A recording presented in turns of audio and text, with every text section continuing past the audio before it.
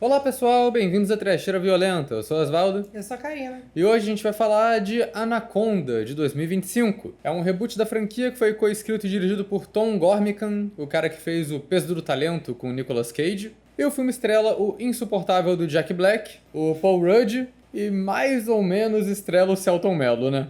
Anaconda é o sexto filme da franquia Anaconda. Esse filme é um tipo de reboot, mas não exatamente. E é um filme de cobra assassina, mas na real eu diria que ele é mais uma comédia. É um filme metalinguístico, é um reboot picareta, que sabe que é um reboot picareta, e por isso ele faz a trama dele ser um reboot picareta. O que é certamente ousado. De todas as franquias de terror que poderiam fazer um reboot metalinguístico engraçadinho, eu nunca diria que Anaconda é uma delas. Então assim, já adianto que é um filme que não tem quase nada de terror, um filme de aventura e ação, certamente um filme de comédia, porque ele não se leva nem um pouco a sério e tem piadinha o tempo todo, que às vezes é bom, às vezes é ruim, e eu fiquei um pouco dividido com esse. Eu acho que ele tem muita coisa legal e criativa, principalmente para um filme de cobra gigante, que ele só fizesse um reboot sério de Anaconda ia ser mais um filme de cobra gigante qualquer, mas ao mesmo tempo eu acho que na parte comédia ele cai pra muito lugar comum, pra muito humor besta, que parecia que metade do tempo era um filme metalinguístico legal e a outra metade era Pânico estrelando Adam Sandler.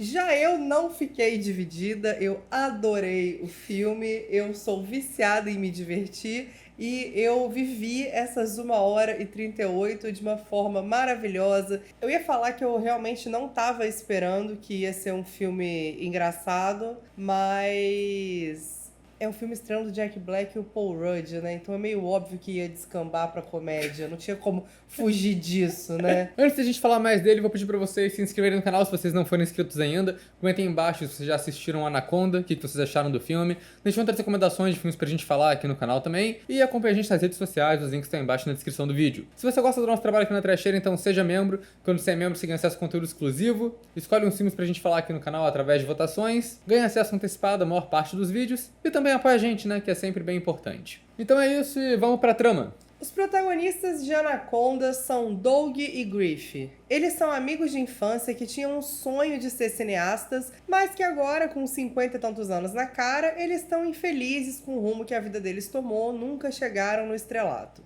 Isso tá pra mudar quando Griff diz que conseguiu os direitos pra filmar um reboot de Anaconda. Daí eles se juntam com outros amigos de infância e partem pra Floresta Amazônica, no Brasil, pra filmar essa versão orçamento baixíssimo de Anaconda deles. E no meio disso, eles vão entrando em um monte de treta, incluindo um confronto que tá rolando com mineradores ilegais e, claro, serem perseguidos por uma anaconda gigante de verdade. Se tem uma coisa que é especialmente engraçada e vergonhosa no Anaconda original, é o Brasil e os brasileiros que eles arranjaram, né? Então esse filme ele já começou bem. Cena de abertura era a gente falando em português, que eram atores brasileiros, mais ou menos, né? Porque a primeira mulher que fala... Ela é de Portugal? Ela é de Portugal. Claramente. Claro. Mas o resto dos personagens são atores brasileiros. Você tem o Selton Mello, você tem o cara que fez o filme do Lula. Então eles pegaram atores brasileiros de verdade que falam em português em alguns momentos do filme. Então, parabéns, pelo menos nisso, dessa vez eles acertaram. E eu acho que o design de produção é bem brasileiro também. Tá que a maior parte do filme é floresta e rio, que é... Barco. É barco, pode ser qualquer lugar. Mas no começo, quando eles estão numa vilazinha lá pra pegar o barco, é uma vila bem ribeirinha de interior, assim.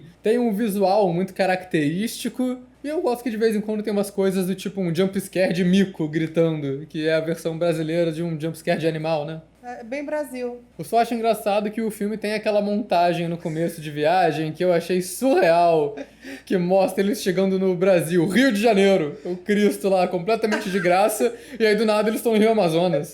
Eu ainda pensei, falei, ué, vai ter cena no Rio, que legal. Não, era só pra ter imagem bonita pra... Ó, gente, é Brasil mesmo, ó, Brasil, Cristo Redentor. E aí eles só passam direto e vão pra Amazônia. Porque não faz nem sentido, porque eles estão descendo, né? Não, é o mesmo Brasil do 007 Moonraker. Que depois da cena no carnaval na Lapa, eles só pegam o rio e vão parar lá no Amazonas. É isso. Rio Paraíba, passaram por Volta Redonda e chegaram. Eu acho os personagens bem apresentados, mas um pouquinho insuportáveis pelo que eles são. Mas aí, Val, é o Jack Black interpretando o Jack Black e o Paul Rudd interpretando o Paul Rudd. Não tem como como fugir disso. A primeira cena do filme já é a cara do Jack Black num plano fechado, dele fazendo coisa de Jack Black, fazendo sons e fazendo caretas. Aí eu falei, olha, realmente, certamente é um filme do Jack Black. Mas isso não me incomoda, não. Não tem esse ódio que as pessoas têm por ele, não. Ah, eu tenho. Eu acho ele muito ruim porque isso, ele faz sempre a mesma coisa. E até nesse filme que tenta dar uma invertida na dinâmica, porque o Jack Black geralmente é o doidinho. Nesse filme, o Paul Rudd é o imaturo e o Jack Black é o mais sensato, é o pai de família. Mas ainda assim, a primeira cena do filme é ele fazendo onomatopeias e caretas. Mas pior que eu até gostei dessa cena. A direção do Tom Gormican é criativa. Porque essa cena é o Jack Black fazendo um pitch pra filme de monstro. Só que aí ele tá narrando a introdução de filme de monstro enquanto a gente vê a introdução acontecendo de uma maneira cinematográfica ali. E aí ele começa a cantar a trilha sonora no estilo Jack Black e a trilha do filme, não diegética, começa a acompanhar e vai crescendo junto com a interpretação dele. E eventualmente tudo é engraçado porque subverte, que você acha, como a câmera tá fechada na cara dele, que ele é um cineasta de sucesso fazendo pitch pra algum estúdio. Mas aí você descobre que ele é o cara que tá fazendo um pitch de um vídeo de casamento, que ele queria fazer temático de terror. Então acho que tem uma direção criativa ali que brinca com a linguagem da parada que eu acho legal. Mas ainda assim tem todos esses momentos, tipo, quando eles vão gravar o filme, o Jack Black junto todo mundo e fala: vamos fazer um brinde pros deuses do cinema. Eu fico, tá, isso é qualquer personagem do Jack Black, só trocar cinema por rock. Eu adoro escola de rock. Não é como se eu assistisse filme do Jack Black todo dia, sabe? Eu vejo o filme do Jack Black de vez em nunca, tá ótimo. É porque você não viu Minecraft. Claro que eu não vi Minecraft, cara. Eu me odeio sim, mas não é esse ponto, pô. Me respeita. Eu não assisto filme ruim. O Paul Rudd, eu já achei a atuação dele mais diferente, apesar dele meio que ser ele mesmo também, mas ele interpreta um ator zoado que tem o mesmo tipo de cena subversiva. Que você vê a primeira cena dele, ele no camarim, com a maquiagem sendo feita, ele falando sobre como ele vai interpretar o papel, até que alguém abre a porta e fala: Médico 3, pode vir. Isso é muito engraçado. E aí ele tá interpretando um médico figurante que tem uma fala, e até isso ele faz errado. Mas eu fico pensando, será que alguém faz isso mesmo? Não é possível. É muito Phoebe, do Friends. É uma coisa meio caricata, né? É, porque o Jack Black, eu consegui ver veracidade.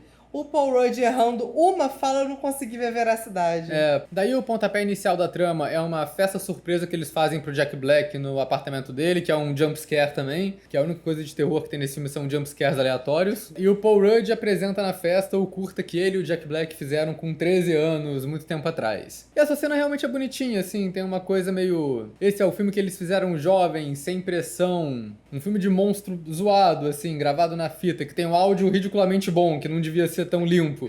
Mas aí é esse filme que eles fizeram quando criança, a diversão daquilo que motiva eles a irem fazer esse reboot de Anaconda. Eu acho que acaba que é um filme bonitinho, assim, nessa questão de mensagem. É um filme sobre o sonho de ser cineasta. Não deixa de ser também um filme de crise de meia-idade, né? Os caras estão querendo realizar o sonho de infância deles, de fazer um filme de monstro. E basicamente é o Jack Black fazendo o mesmo personagem que ele fez no filme do Minecraft. Que é o adulto infeliz com a vida, querendo recuperar um pouco da magia de quando eles eram crianças.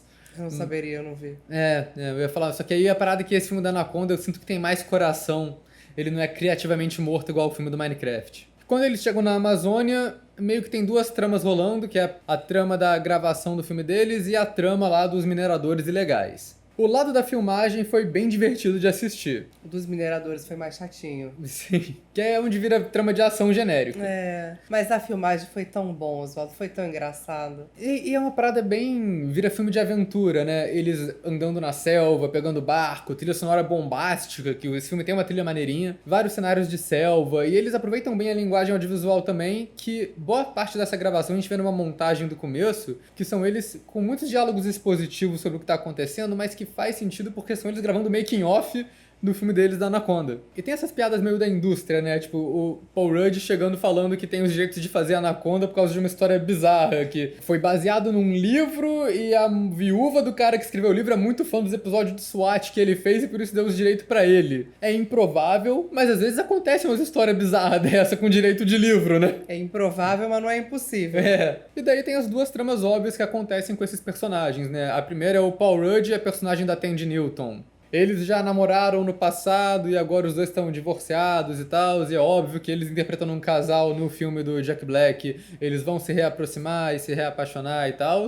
E tem as disputas criativas entre o Paul Rudd e o Jack Black. Todas as cenas no filme que eles começavam a brigar por causa do filme que eles estão fazendo, eu achava os dois insuportáveis. Principalmente o Paul Rudd, que dá um ataque de estrelinha para um filme merda desses. Pra mim, o Paul Rudd é pior personagem desse filme, ele é péssimo em tudo que ele faz. Insuportável. Insuportável. Mas até aí, bem coerente pra set independente. Aí você falou uma verdade, porra, cirúrgica. Vamos falar, né? Quem rouba a cena não só porque a gente é brasileiro, mas porque eu acho que ele é um dos únicos que tá entregando uma atuação diferente do que a gente tá acostumado a ver, é o Selton Mello. Selton Mello, que surpresa boa! O cara tá muito bom. E a gente sempre tá acostumado a ver o Selton Mello fazendo personagem bem no estilo do Alto da Compadecida, uma coisa meio abobalhada. Uhum. E ali ele tá sério. E é um sério que também não é 100% É. sério, mas é um personagem esquisito. Eu não diria que ele tá sério, eu diria que ele tá interpretando um personagem que é quase uma subversão do local mal encarado, né? Que sempre tem nesse tipo de filme. Porque ele é muito desnecessariamente suspeito, desnecessariamente prolixo às vezes, bem bizarro, assim, tipo, ele tem uma atuação muito esquisita, que eu acho que até faz sentido com o personagem, que o lance dele é que ele é o treinador da cobra, né? Ele é o dono da cobra que eles alugaram pra estar no filme, e ele é meio sem jeito socialmente, porque ele é tipo de gente que é o melhor amigo da cobra, ele passa mais tempo com a cobra do que com gente. Mas eu achei um toque muito genial eles alugarem a cobra de verdade, porque eles não têm grana pra fazer efeito especial. Então, meu irmão, foda-se, vai ser a cobra de verdade mesmo, velho. Daí ele é meio que o personagem do especialista em cobra, mas ao mesmo tempo que é pra ele ser meio bizarro, ele não é tão levado a sério, porque nada nesse filme é levado a sério. Então acaba que ele tem muitas cenas engraçadas também. A segunda trama dos mineradores é a trama genérica de ação que tá rolando de fundo pra isso tudo. O filme abre com essa trama, que você tem a mulher portuguesa lá fugindo dos caras mal encarados na floresta. E eu sabia que o filme ia seguir um pouco por esse lado no momento que o Selton Mello começa a contar da história da cobra dele, chamada Heitor, que ele fala que resgatou a anaconda de um rio que estava meio que com água envenenada, morto, zoado pelos mineradores. Nesse momento eu já sabia que o filme ia pegar um pouco pra esse lado de tipo, ok, os verdadeiros vilões não vão ser a cobra, vão ser os mineradores. Ele meio que faz isso. Mais ou menos, né? Mais ou menos também, que tudo que esse filme faz é meio de piada. E aí essa mulher portuguesa, que a gente vê desde o começo, ela rouba o barco do capitão que ia levar os caras pra filmar o filme, só que ela quer se passar pela capitã, então ela leva a equipe junto. E é muito engraçado todas essas cenas que... Ela é obrigada a participar do filme. E ela tá com uma cara de, caraca, onde é que eu me meti? Ao mesmo tempo que, como ela tá fugindo desses malucos mal encarados... É um bom disfarce. Não, e ela tá colocando todo mundo ali em perigo, né? Porque os caras estão indo atrás dela, todo mundo armado. E daí, nessa primeira metade do filme, que tem toda essa parte da filmagem, é quando o filme tem um humor que funciona mais pra mim, que é toda a metalinguagem. Essa coisa meio pânico, né? De fazer piada com clichês do terror. E não só da questão da anaconda, do terror com o animal, mas do o que o terror é hoje em dia, né? Tipo, o amigo deles, o cameraman lá, inventando uma metáfora que não existe pro filme da anaconda. Eu lembrei muito de você toda vez que eles tentavam, em outras palavras, falar de terror de trauma. E eles falam isso o tempo todo, porque eles justificam o Anaconda falando que não, mas tem que ter um significado, tem que ter um significado. Na verdade, é um filme sobre trauma de gerações. Na verdade, é um filme sobre perseguir sonhos. E é verdade, a gente tá nesse momento. Parece que filme de terror hoje em dia é tipo projeto de TCC que você tem que justificar. Qual é a relevância social cultural do seu filme?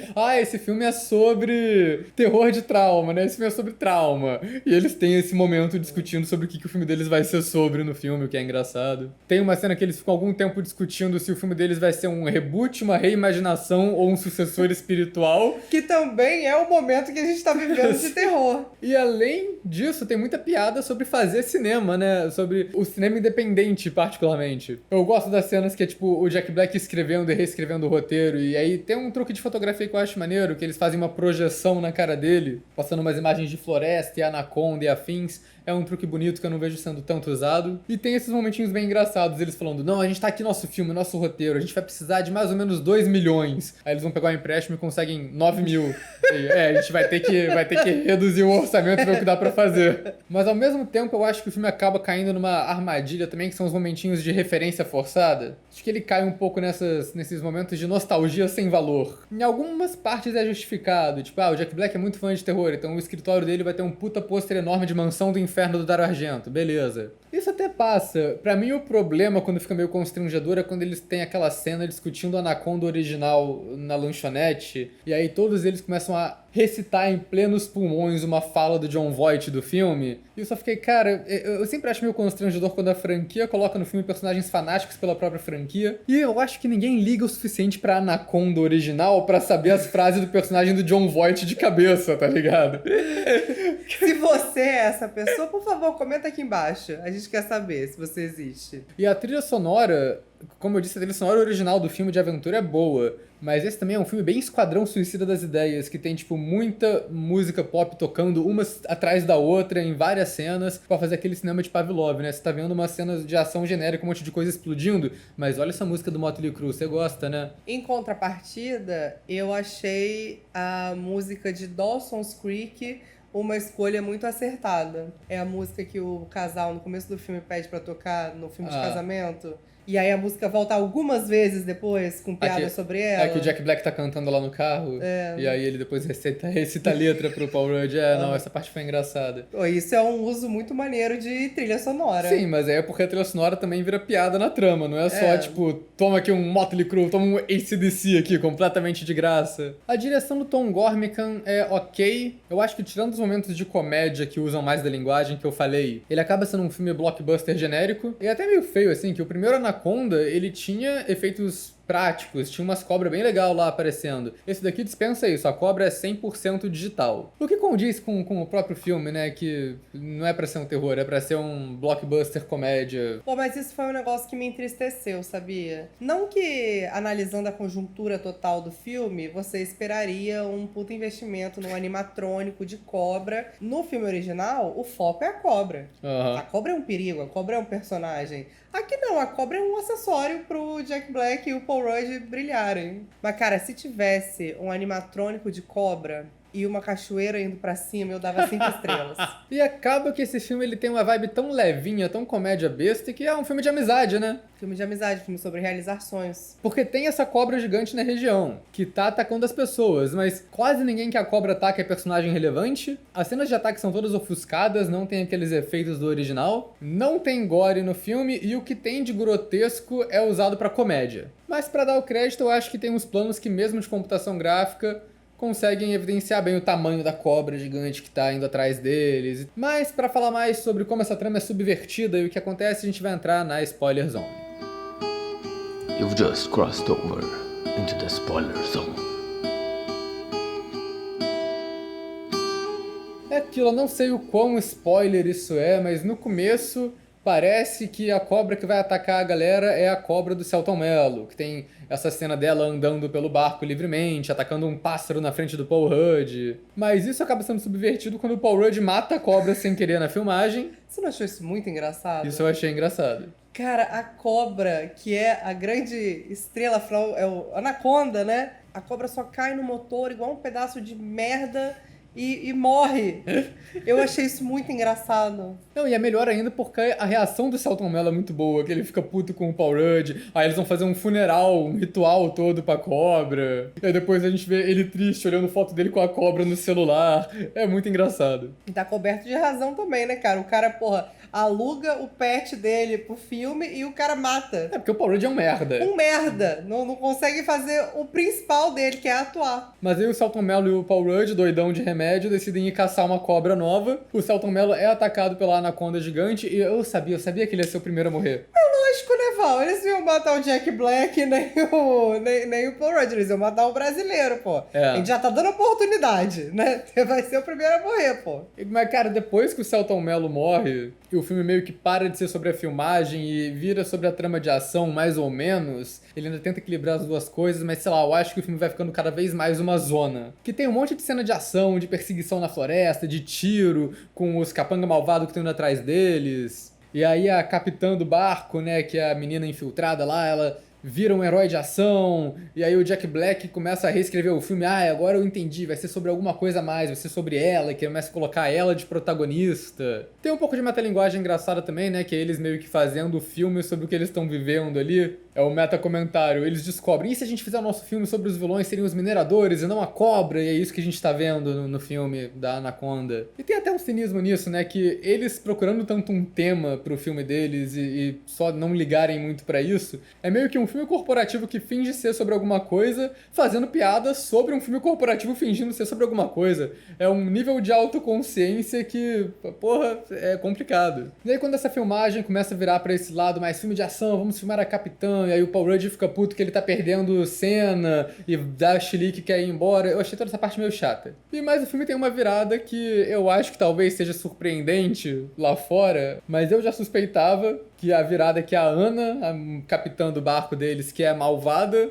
e os capangas que estavam atrás deles são policiais que querem impedir os mineradores. Ela trabalhava com os mineradores também. Eu achei um tanto previsível porque ela é meio que um remake do personagem do John Voight, que é o cara que tá no barco e é duas caras. E o que aconteceu é que os personagens se viram contra a Ana, ela é comida pela cobra, e eu falei, beleza, tá concluindo o filme então, né? Tinha meia hora ainda. Mas não tem quem diga que o filme passa tão rápido. Não, sério, pra mim foi bizarro isso, que eles meio que concluíram a trama principal que eles estavam construindo. Eu falei, cara, o que vai ter no filme agora? Pô, tem uma cobra gigante, cara. Mas a cobra gigante tem tão pouco destaque, eu acho que o ato final inteiro desse filme é meio sem trama, vira filme de Adam Sandler. E essa foi a parte que o filme me perdeu bastante. É uma sequência de cena de humor besta, de humor escatológico, que não conecta nada com nada, eu perdi o interesse. Uma cena enorme dedicada ao personagem tendo que mijar em cima do Jack Black. Essa cena é difícil. Parece que acabaram as ideias, a gente vai fazer só o tipo de humor mais besta, mais básico possível pelo resto do filme. Toda a sequência do Jack Black virando a isca pra cobra, eu achei boa. Eu gostei, botando o porco em cima dele, ele acordando com o porco, não entendendo nada. Passou, pra mim passou. A cena do mijo eu já fico, galera, poxa. É porque a cena do porco, ela tem um humor mais único ali da situação. Tem um porco de efeito prático, de fato, em cima do Jack Black. A única coisa de efeito prático que tem no filme inteiro. Mas, essencialmente, pra mim, é cena de humor nojento. É humor grotesco. Vamos colocar um esquilo morto na boca do Jack Black, esse tipo de coisa.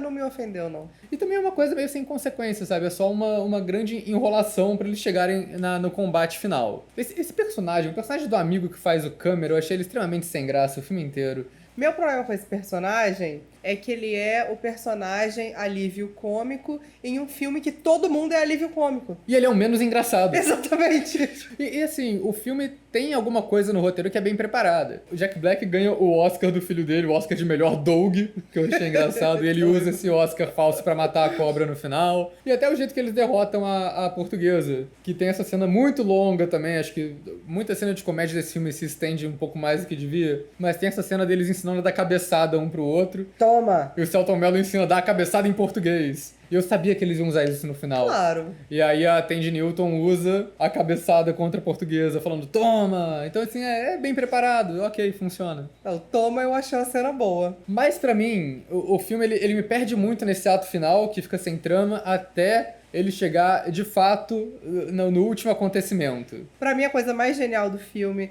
é quando chega um barco enorme da Sony passando pra fazer o remake de Anaconda. E aí eles não entendem nada e descobrem que o Paul Rudd mentiu, que ele não tem os direitos de Anaconda porra nenhuma.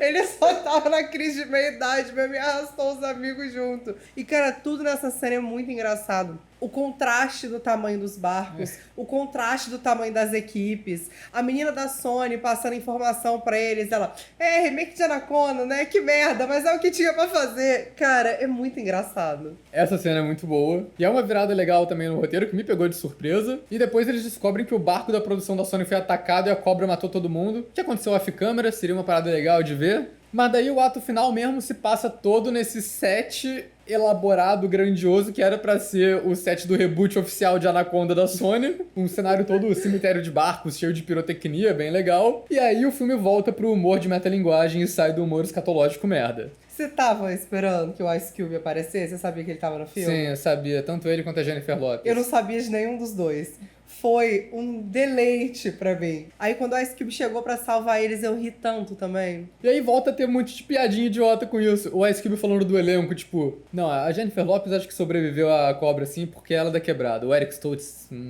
acho que não. Inclusive, esse foi o momento que o amigo sem graça mais brilhou. Porque ele pedindo pra tirar selfie eu achei muito engraçado. Sim, essa cena é boa. E até ele falando, tipo, que eles perguntam como é que vai matar a cobra no final do filme. Ele fala, sei lá, ninguém terminou o roteiro. E o Jack Black ficou horrorizado. Como assim o estúdio está gravando sem ter terminado o roteiro? Que é uma prática comum É também. bom, Hollywood, né, cara? Mas aí tem esse plano final, assim, que eles usam o set pra atacar a cobra, o que mais ou menos dá certo, e aí eu acho que tem outra parada horrível no final desse filme, que é quando o Paul Rudd decide fazer o momento épico dele pra atirar na cobra, e aí o filme fica justapondo isso com o filme que eles gravaram quando criança, que termina com ele sendo o herói e atirando. Eu só falei, porra, não precisava explicar a referência ao próprio filme que eles estão fazendo, sabe? Era só o Paul Rudd falar a frase dele, chegar igualzinho e atirar, que a gente ia relacionar ao filme deles de criança que a gente viu no começo do filme. E não é como se esse filme não tivesse sido nunca mais mencionado, sabe?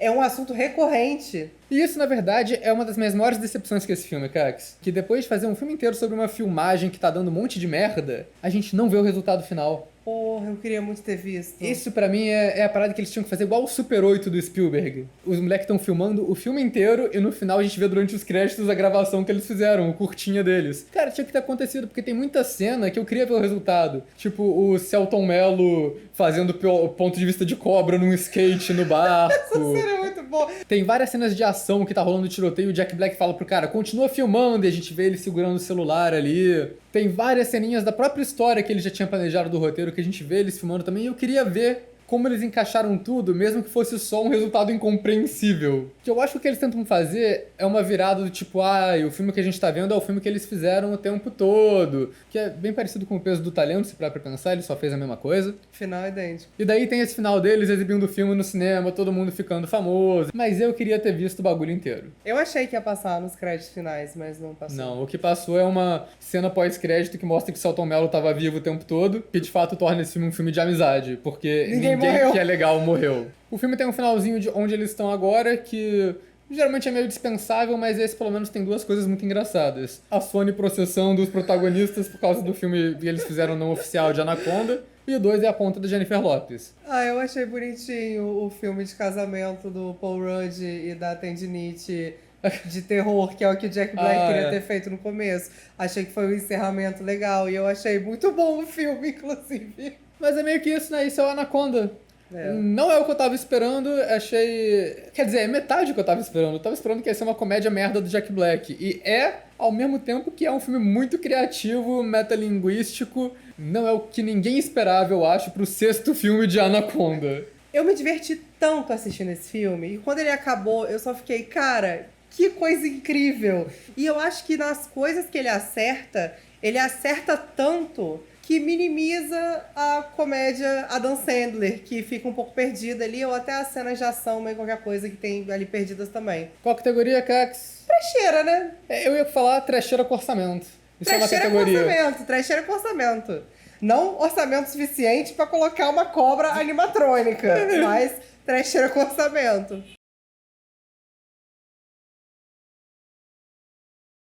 Inclusive, uma grande descoberta pra mim também, que a Anaconda tem 6 filmes. Agora eu vou ter que fazer uma retrospectiva. Vai. Vamos pra Amazônia filmar os sketches.